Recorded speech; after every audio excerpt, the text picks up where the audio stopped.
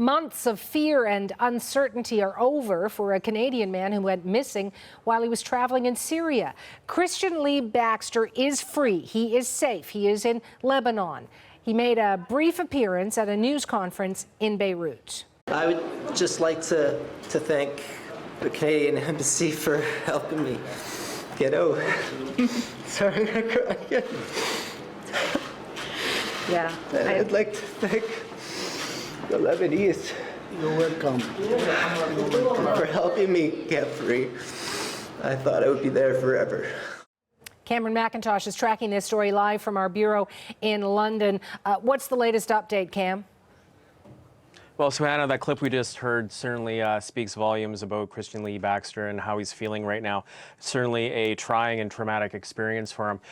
We know from that news conference that the Lebanon government secured his release from Syria. Lebanon Security Chief Abbas Ibrahim spoke with the media. He didn't speak in English, but he did speak with the media, saying that basically Kristian Lee Baxter had been taken into custody, detained in Syria for violating Syria law. Now, we don't know what kind of violation that was. We don't know what kind of law that was, but we do know that he was last heard from his family on December 1st, and that Canadian authorities had been trying to help secure his release ever since. Now, the issue with that is Canada doesn't have diplomatic ties with Syria. In fact, we closed our embassy there back in 2012. So there wasn't really a diplomatic platform to work from. So Canada had been working with other countries, and now it's apparent that Lebanon was one of them.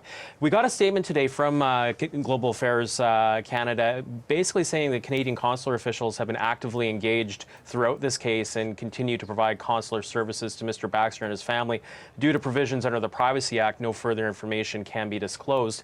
Today, we did see the Canadian ambassador to Lebanon, Emmanuel Lamrou. She was at the press conference and she did appear and make a statement. She thanked the Lebanese government for its help and for its leadership on this. As for Canada's role, she didn't offer a lot more insight. Here's what she had to say.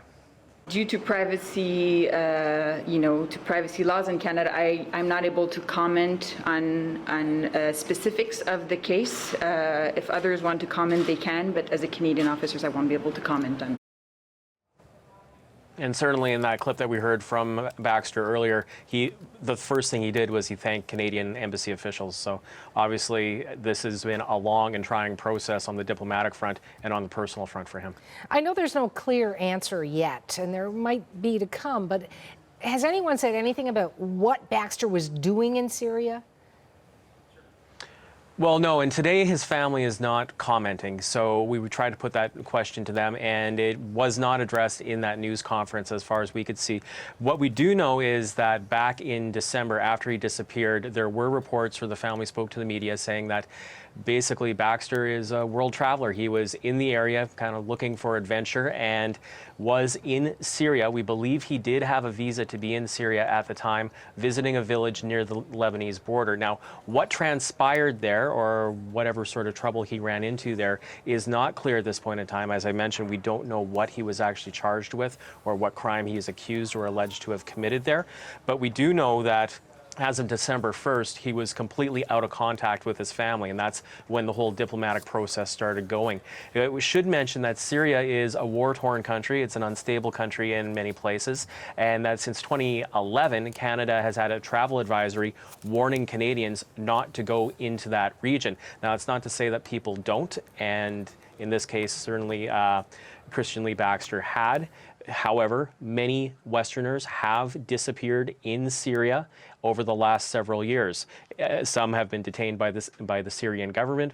Others have been kidnapped by militant forces, including ISIS. So either way, it's a very serious situation. And as I'd mentioned before, without the diplomatic infrastructure there, very hard to figure out what's happened to someone once they go missing there. So in this circumstance, they were able to secure a release. They were able to work with Lebanon. And what's interesting here about Lebanon is last month, it also secured the release of an American